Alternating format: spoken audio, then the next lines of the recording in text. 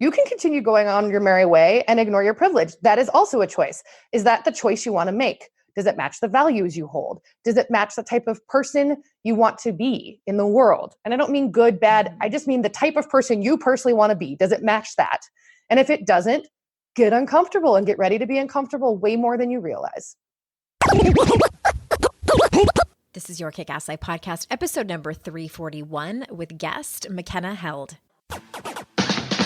This is the Your Kick-Ass Life podcast with Andrea Owen, a no BS guide to self-help and badassery. Because ladies, let's face it, life's too short for it to not kick ass. And here's your host, the girl who serves it up straight with a side of crazy, Andrea Owen. Hey there, ass kickers. Welcome to another episode of the podcast. I am so glad that you are here. Wow, things are still pretty intense out there. If you've spent any time on social media, you have seen it. Maybe you have taken a break from social media. Maybe you are really trying to up your self-care. If you're feeling overwhelmed, I really hope that you are taking a break and practicing self-care because burnout is a thing. Today, I have a new episode for you. I hope you enjoyed the replay last week with Andrea Renee Johnson. Such an important conversation. And this week, I have a new show for you with Makenna Held. You'll hear how we met once we start talking. And Makenna is just one of those people who is wise beyond her years. I'm really surprised that she's not actually older than she is. And you know, it's interesting to me being someone who's now officially middle-aged. I turned 45 this past April, and it's kind of amazing that there are so many younger women who are coming to these realizations that women like me didn't come to until much later, in their 20s and even sometimes late teens, that are realizing, okay, there are these huge things that matter that I need to understand better and take action on and stand up for, and or they're realizing that they won't tolerate shitty relationships anymore, need to learn how to stand up for themselves, need to learn how to set boundaries. And so at the end of the day, it's never too late to start doing these things.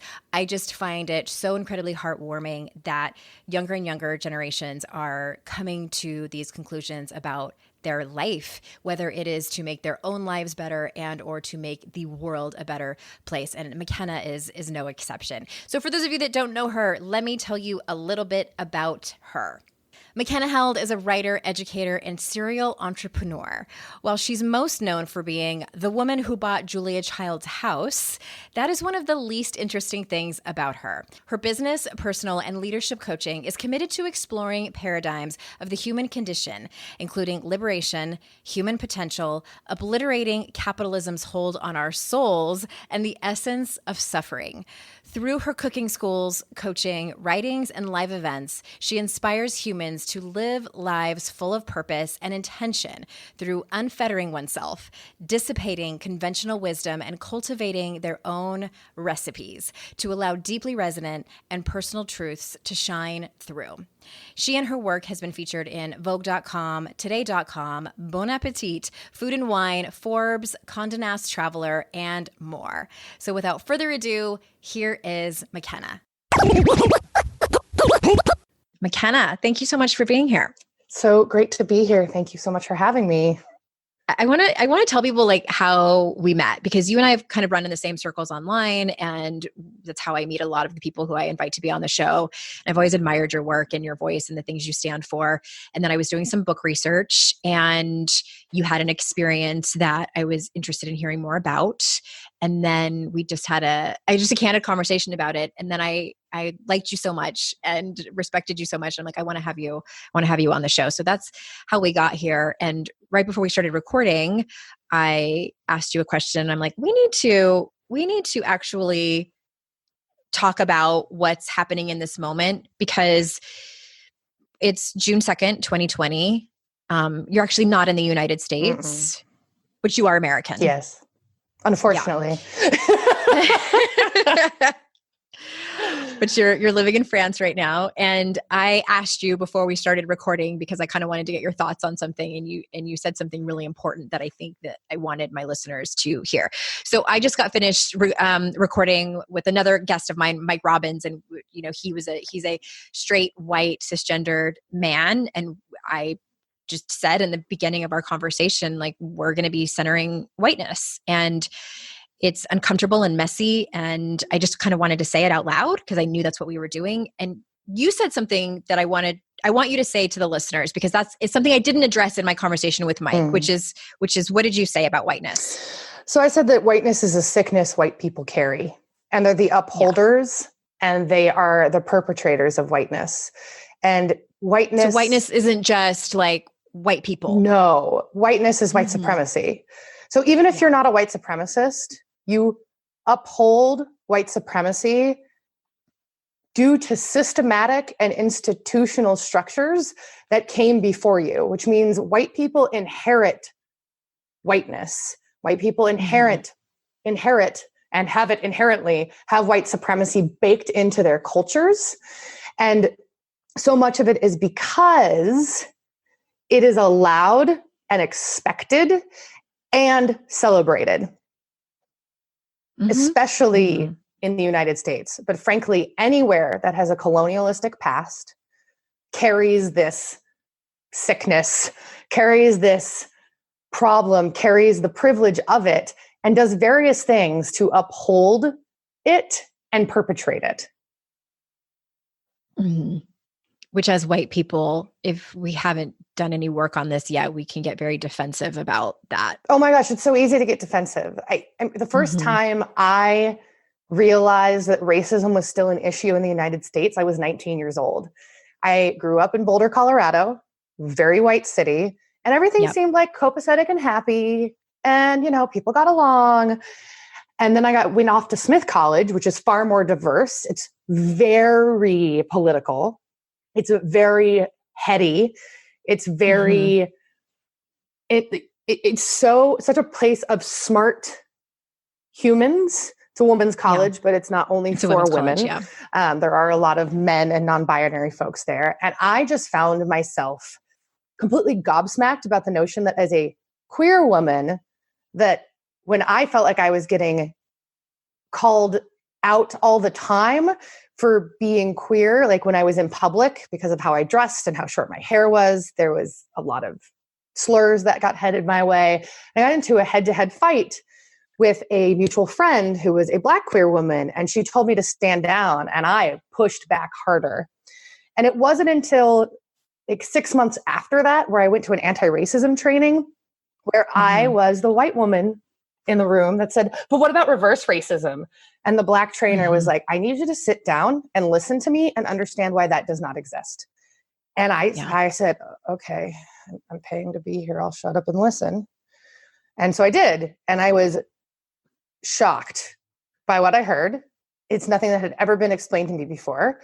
And I have probably spent the past, 15 years still unpacking it.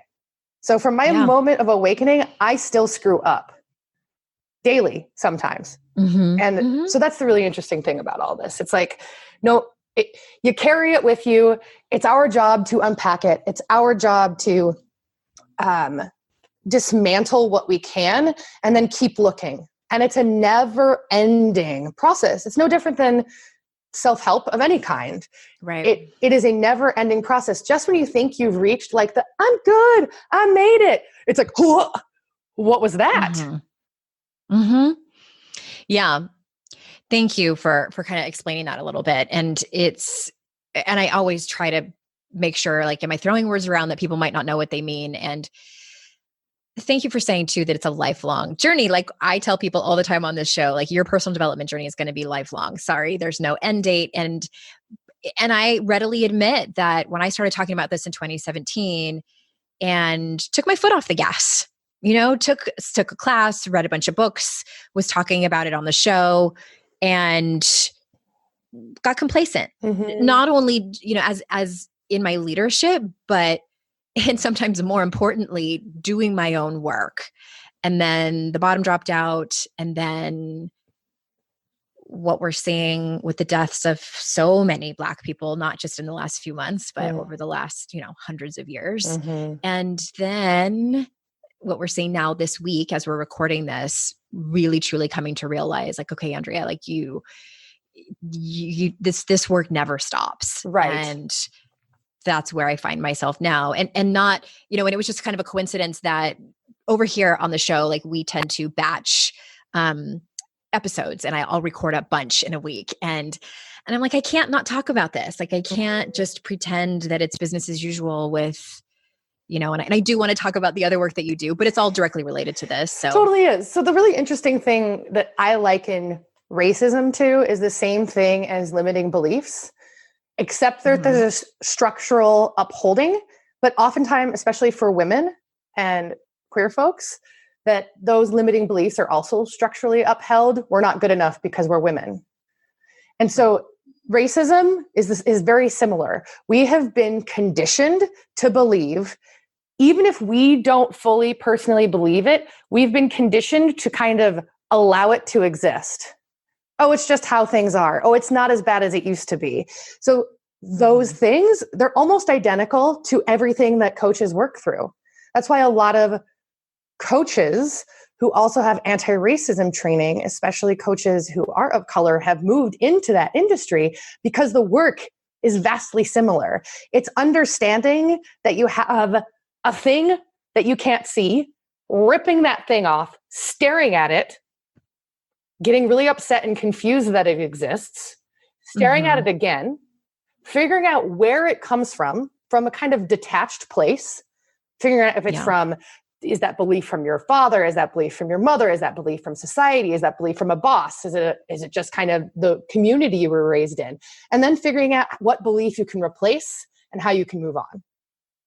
And what you can do to change it. What practices can you do to change that? And in this case, the practices are de-investing your capital from racist organizations, de-investing your capital from systems that aren't kind. It's investing in other places. It's hiring people who are different than you and actually knowing what that means and what the responsibility is behind that. Not just doing it to check off the box. I have a Black employee. Check. Nope. Be performative. No. Well, talk to us about, because you say from your website, obliterating capitalism's hold on our souls and the essence of suffering. Like that line, I think, says so much, but can you unpack that for us? Absolutely. So capitalism is deeply rooted in colonialism. And the notion is that we can build income by taking. Yeah. And you see that in marketing all of the time. You see it when people tell other self-help folks or people who are looking for a coach, you can just get them to pay you. It's almost like you're colonializing their soul. You're colonializing their work. You're colonializing their brain. You're taking power and you're taking your power and pulling it away from them. So the notion of capitalism is to destroy like the actual core of who we are. And capitalism comes from Protestantism. And that doesn't mean Protestantism is bad. It's just baked in. They're completely connected. And there's a lot of philosophy around this. A German philosopher named Max Weber talked about this in a book called The Protestant Ethic and the Spirit of Capitalism. And it's the whole notion that if you work really hard, God will reward you. So we can say if you work really hard, the universe will reward you. We can switch that to you don't have to work hard, but if your energy is great, then the universe will reward you. And so that's all capitalism. And my favorite example is one of the richest men in the world is supposed to be a real schmuck. He makes more money than anyone else. So clearly it's not energy, friends, because he is not clean energy. He's not a nice dude. Everybody I know who's ever worked for him is like, no, thank you. And he could be many hims. There's plenty of them. Some of them are nice. Some of them aren't. But like all of these notions we have are just reframes of capitalism that you do good, you'll get rewarded. You work hard, you'll get rewarded. You move in flow, you'll get rewarded. When actually what work looks like is doing something that has a perceived value and getting paid for it. The energy happens in the exchange. Money is the representation of the energy. It is not the energy itself. So if you can start to unpack that and realize that your value and the value of the people you work with, whether they're clients, most people have clients of various kinds. Even if you run a restaurant, you still have clients. You might call them guests. It's still the same thing. Or customers. Customers. Money comes from their bank account and goes into your bank account, right? But when we put all this weight on money itself, it starts to become the object of desire rather than doing the work. And so my work is about de-energizing money and reprioritizing the energetics of the exchange between the service provider or object provider. Let's say you're selling a computer, that's fine too. And the person who's purchasing and viewing that as the energy, and money is just a representation of that exchange. It is not the exchange itself. Money has no energy. It's just money. Yeah. So it sounds, is it fair to say to kind of translate it a little bit, like my brain is saying, like, it sounds like it's the same as putting the focus on the value you provide for people versus the actual money exchange, like how much it costs and all of the metrics involved. Is that fair? Correct. Yes. And also recognizing that money does have to exist currently in the current structures. Anti-capitalist business practices don't necessarily mean that you don't accept money for your services. It's that you deprioritize how you approach it. Interesting. Yeah, because there's that argument like, okay, well, if we don't do capitalism, like what are our other options? And there are millions of other options. Let's be honest, at this point, we barely work in money. We work in digital credits flying through the ether. Right. It's not really, and that's just a representation of cash, right? And the cash that is in the system is a representation. Numbers on the screen. Yep. Is a representation of basically what a government can carry. It's all just representations of something. So when we put power to that itself, instead of the power we have between ourselves and the people we work with and the people we interface with every day, we start assigning something that literally has only representative value, a real value. And that is what capitalism is. It creates a value judgment around money. That money inherently is valuable, not people, not our connections, not the services. Right. It's that money itself is the value. Not our platforms. Right. Not our voices. Yeah, it's. I love getting to know you better because, like, I was like, oh, Makenna has a cooking school, and she bought Julia Child's house. Like, there's that too. There's that too on the side, and thank you for all of that. Like, I'm getting a lesson here as well. I love learning about this. And all right, so I want to also talk about, of course, what's going on right now presently, as you and I are recording this, is the atrocities and that Black people are suffering right now and hurting. And also there's the whole, I know that you talk a lot about just patriarchy in general and dismantling patriarchal structures. So can you talk to us? I know it's like such a broad question. Let me just like roll out the red carpet, like give you this, like just talk to us about that. Like, where do you start with people? Yeah, bring it. So the way I start with people is where we started our conversation. It's like, what stories and what truths do we believe are true? And then deciphering what's true or not. So that's where we start. So you look at everything. So it's like the core belief thing. Yeah. And it's really like all the core kind of stuff. It's like, it's all the good stuff and the bad stuff. None of it's really true. Okay, say more about that. So like you can believe that I believe I'm a really competent skier, right? Like I'm a really good skier. I go heli skiing. Like I've been skiing since I was a small child. Now that is true from my perception, but does it matter? And why do I care? And so the answer is why I care is because being an athlete's important to me. Okay, why?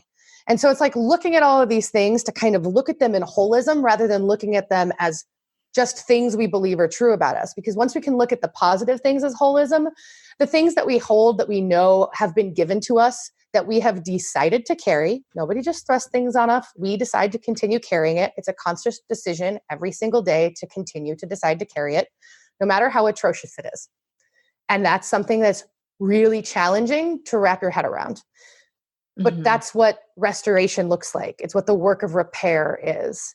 So my background's in philosophy. So like all of the stuff I talk about is actually based in my undergrad degree in philosophy and my PhD, which is almost finished in critical theory. So it's all in the notions of like what makes humans human and what allows humans to relate and be human together. So when I say the work of repair, I mean like the philosophical work of repair, the philosophical work of reparations, the philosophical work of like repairing a car. It's very Zen in the art of motorcycle maintenance, right? And so that's where we start. And by looking at that, what we're doing is we're disrupting all sorts of systems. So I use patriarchy as my entry point because I'm not an anti-racist educator. Like that's not where I come from. That's not my backing. But when you start to look at all that stuff, every single system of oppression starts to kind of come up and you start to see what structures are holding into place. And then you decide whether you're going to interact with those structures or not. So in my work, we start with looking at your more or less the like both the core beliefs and the limiting core beliefs. They're all technically limiting beliefs. That's another thing. Even if it's positive and you have a belief like, I am capable of making $1 million. Okay. Are you capable of making 2? Well, no. So that becomes a limiting belief, even though it's a positive, right? For a lot of people that'd be great. So we look there, we figure out how to disrupt that. And then we look at values structures we desire to engage with. So like when I say a value, I don't mean family. So one of my values on my values structure list that I have is I desire to invest the majority of my spending dollars in women and Black-owned and minority businesses that have business practices that are better than, and there's like a whole list of like things that must be there. So that means that for me to be able to do that, I have to be able to make more money typically. Because let's say a clothes company that makes clothes ethically in LA and pays their people $17 an hour is going to cost more than something I buy at Target. Right. And so it's looking at all of that so that you look at the values stuff. And then you look at like what type of income do I need to make and why? And how am I going to spend that money so it matches my values? And also, how am I going to make it in a way that's integrity to how I am willing to take responsibility for my marketing or the business I work for? Right. Okay. I love everything that you're saying. It resonates so much with it. And I want to take a couple steps backwards because I think that there's a pretty decent spectrum of people that are listening to this show. I have people who have done their work around dismantling patriarchy and white supremacy and those systems. And then I have people who are just starting out. And I want to say this from my own privileged white woman experience from a few years ago when I first started out in, sitting in my class, my anti-racism class that I was in. And I went through this, I got all up in my white feelings and got really stuck in this place of, for me, anger is a feeling and emotion that I can easily access. I know it might look different for different people, but just the discovery of when the oppressor is the oppressed, that whole thing of, and it was also, there were men and women and in this particular group. And I was on this particular call and it was a really small group and we're all on Zoom. And there was a straight man on the call with us. And we were in that moment, in that particular class, talking about sexism and our own internalized sexism. So I'm like wrestling with, like, oh my God, I have slut shamed. I have, been awful talking about sex workers and strippers and things like that. So it's raining down on me. And then also angry that there was like a man in the room. And I'm like, you can fuck all the way off right now. Yes. I don't even want to be near you. And I feel grateful that I was able to have the space held for me that I needed to go through those feelings in order to, because I just don't think that we learn from it when we're all up in our shame and our own trauma. I don't think we can listen to other people's experiences. I don't think we can fully process our own experiences. And so I say all that because I just kind of want to take a step back and have you speak to that for a moment. Like when people, like when you were 19 and you had that sit down moment from the woman who was teaching you, what is your advice for women who are in, and just for reference, there's women of all colors and ages who listen to this show, but I have a predominantly white woman audience. Absolutely. So my metaphor for this is the Bialetti coffee maker or a percolator. Anything that you put on a stovetop or you have to make coffee where the pressure rises. and then the water kind of comes out the top, and then it goes over the coffee, and it creates a loop. And the reason why I say this is because you're going to feel the pressure come up, and you have to release it, but do not release it on the person you are getting the information from. Right. Go release it elsewhere. Go scream into a pillow. Go stamp your feet in a park. Go on a run and curse the person who called you in or out under your breath the whole way. Whatever you need to do to release it. And then magic happens because the pressure releases, it comes out the top, and then something happens.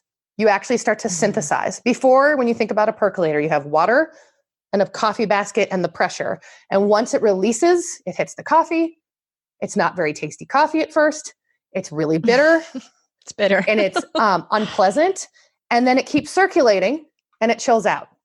And what you get is an answer. And you get what's true for you. And it's a choice to do that. You can always choose to snap. You can always choose to say F off. Or you can choose to sit with the pressure. It will not hurt forever. It still happens to me. I got called in the other day about a comment I made in my private community, and I wanted to snap back. I'm not racist. And I'm like, girl, Makenna, stop. You are being told by a South Asian woman who is brown, who lives in the same continent as you in Europe, that what you're saying is racist. Just sit down. And it took about 24 hours. And she's a friend of mine, and it still hit me, and it still sucks. No one who is working their butt off to do better wants to be told when it's not good enough. Yes. And I think what's been shown to me lately is part of white supremacy is also white people, couple of things, wanting to look like the good white person, as well as wanting to look better than other white people. Yes.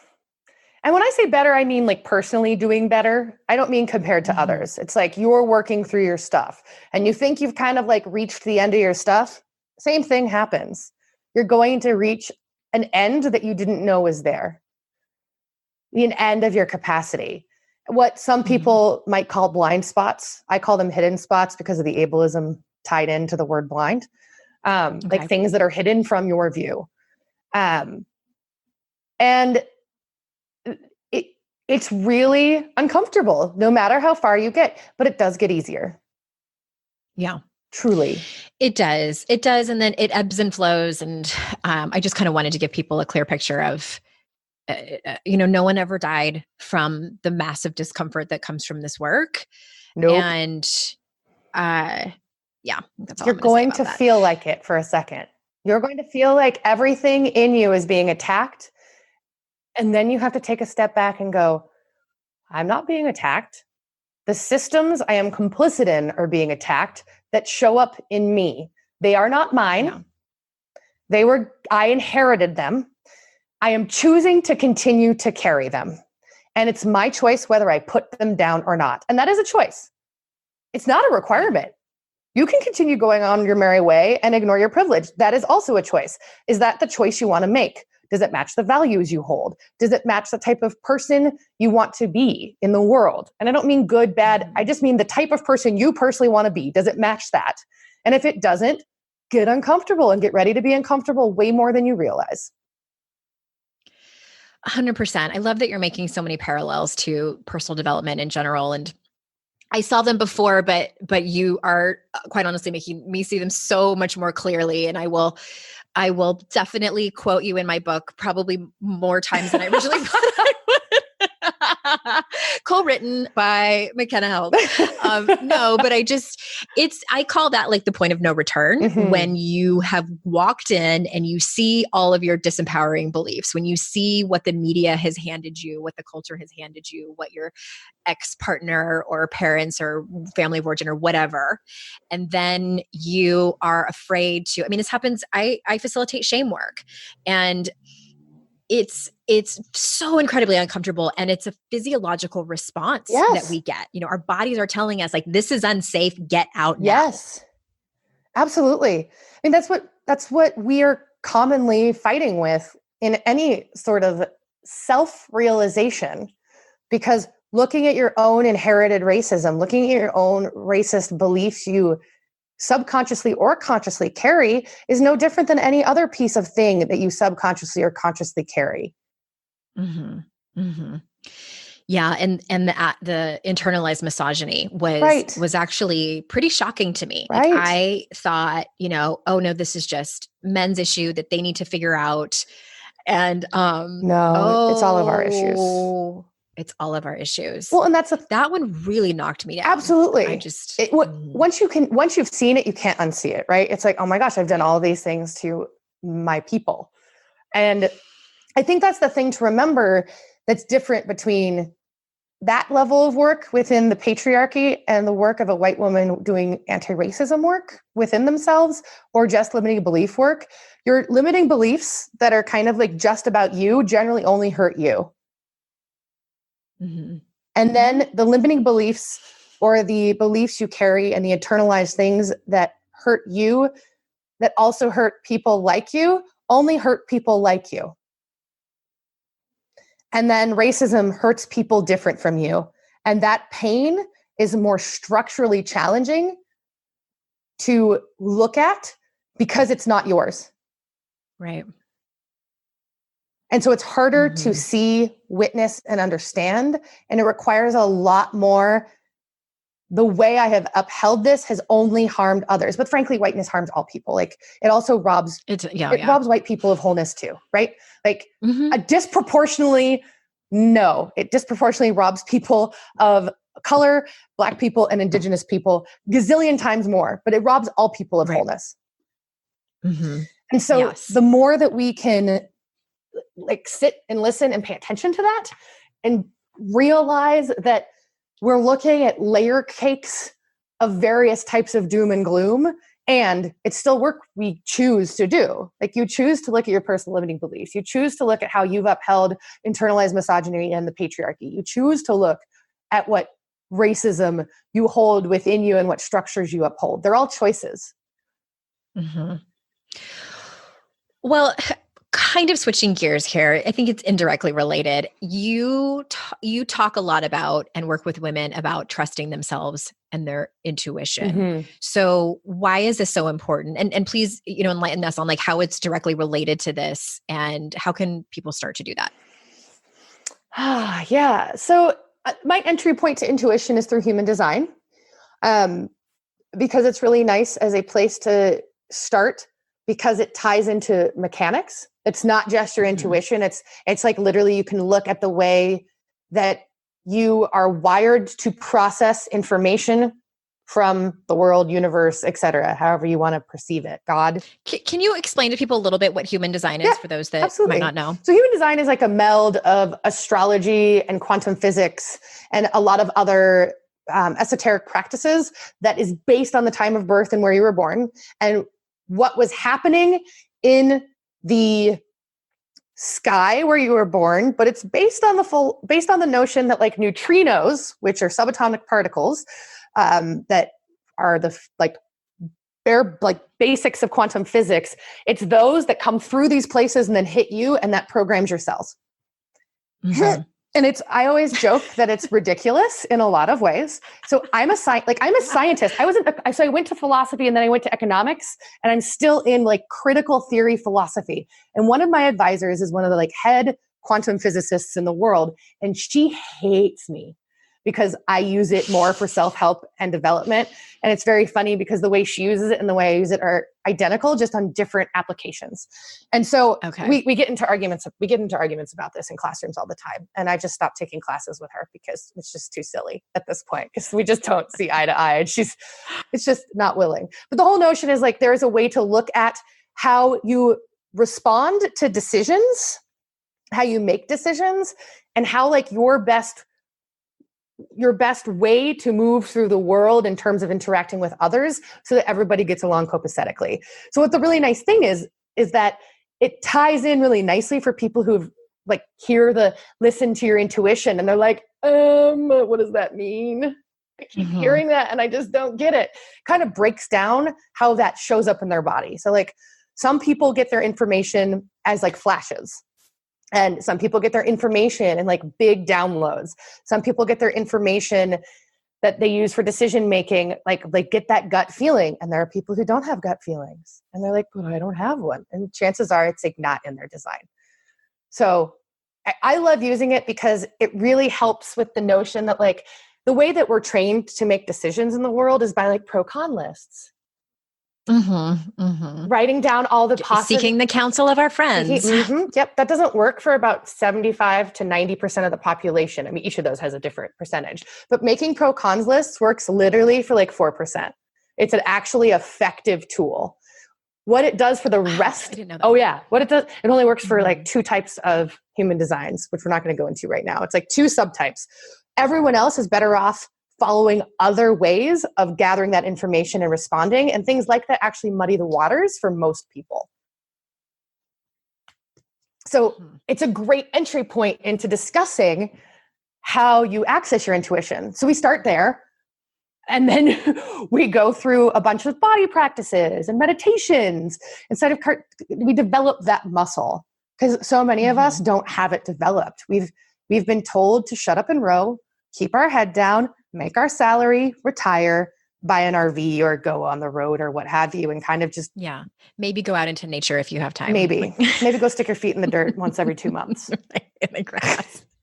And so... Get grounded. Yeah.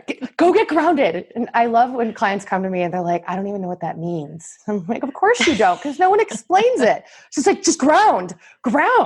Well, and it might look different. Like feeling grounded might look different for different people. Oh, absolutely it will. I could show you on a human design chart, like how someone's going to feel grounded versus another one. Like me in seated meditation literally is a no, because I have an open root center. It's undefined, which means like me just sitting, not a good thing. Too much pressure, just not fun, not happy making. My groundedness is like walking a labyrinth, going on a hike. I can do lying down meditations before sleep. So there are things I can do, but that doesn't make me a bad meditator. It makes me a different meditator. Right. Okay. I like that. Yeah. That was a very long answer. So we went on a little side tangent. I find such delight in people coming on who talk about things that I am not an expert in. Because of my personality, I just always want to jump in, and like, let me tell you what I think. But I'm like, please take the stage. It's so fascinating to learn different things around wellness, and it just is really refreshing to hear all this. So what does this all have to do with cooking? Or does it? Oh, it totally does. So we have inherited the notion that A, cooking is difficult, or B, cooking is easy. It is neither. You choose how difficult to make it. You choose how easy to make it. It is both and neither, right? So many of us have inherited trauma through our parents about like either they were terrible cooks, so we intrinsically believe we're terrible cooks, or we've inherited trauma through various loved ones who say like, well, I'm the cook and I cook better food. And so we start to doubt our abilities. Or we read a lot of recipes and they never come out right. And that's because I will always say that recipe writers lie. Not all recipe writers, but most. Like it just doesn't take 15 minutes to caramelize onions. I don't care what anyone says. It's just not true. So if you're going into a recipe and you are a new cook and you believe that onions are going to caramelize by 15 minutes and you burn the bejesus out of them, you're going to suddenly, and then it tastes bad, you're going to think you've done it wrong. So all of the structures of cooking that currently exist in our society, unless your Nona taught you how to cook, and lucky you, or your grandmother or your mother or whatever, right? Most of us don't have that anymore because of the way society is built. So we have all these other ways of learning to cook. And even if we got that time with the people who we loved, it was limited, comparatively speaking, to in the way before times, right? Long ago and far away. And so being able to actually learn to cook is about understanding what you like. It's what your taste buds like. If you don't like cilantro, stop making yourself like cilantro. You're not broken. Cilantro tastes like... Some people, it tastes like soap, right? Soap. Isn't that cilantro? Right. Okay, I love cilantro. So exactly, I do too. But there's so many layers of things that we start to believe in cooking because experts tell us they should be done a certain way and we start to believe them. It's no different than when you hire a coach who walks you through their methodology for change that's very prescriptive and gives no room for you to be yourself, it could be an atrocious fit. Mm-hmm. Same idea. If you're going through a cookbook, let's make it really simple. You're a vegetarian. You don't pick up a meat eater cookbook, right? But many of us are picking up French cookbooks and they don't like French food. They think they should, but they don't actually like it. So it's about finding the capacity to understand what you like, identifying it, naming it, deciding what you don't like, identifying it, naming it, throwing that out of the way for the most part, and then trying to see if it's actually cumin or is it a combination of cumin and cinnamon. Like maybe you had a dish that was once made that way. So actually, it's deeply interconnected. Hence why I started a recipe-free cooking school. It sounds like it's such a fantastic metaphor for life. Yes. Yeah. That was very well, and that was going to be my next question, but I think I figured it out. Like, what do you do in your cooking school and workshops? Exactly. I don't think it's just about cooking. I mean, so here's the thing: it isn't and it isn't, right? So we have different approaches among all the different cooks and chefs in the programs, right? And so it really depends on the group. We have a lot of clients who that kind of way of approaching it, they are bored and it's uninteresting to them.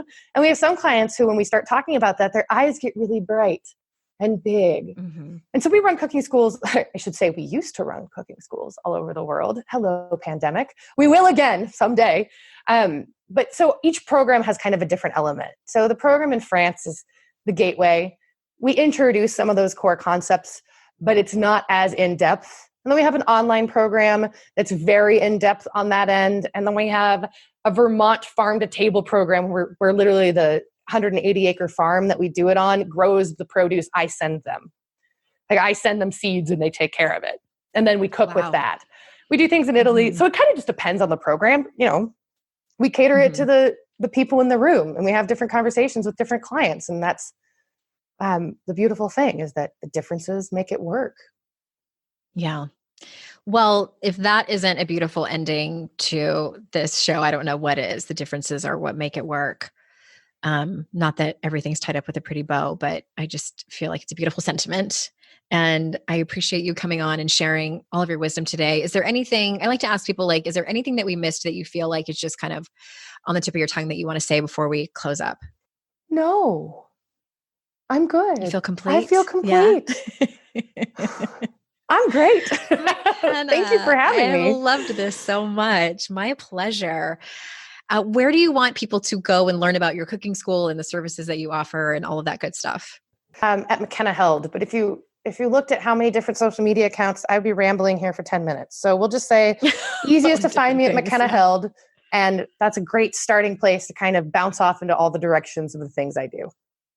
Things you offer. All right. Thank you so much for being here. Everyone listening, thank you so much for your time. It is incredibly valuable. And I know that. I appreciate that you choose to spend it here with me and my guests. And until next time, everyone, I will see you all out in cyberspace. Bye-bye.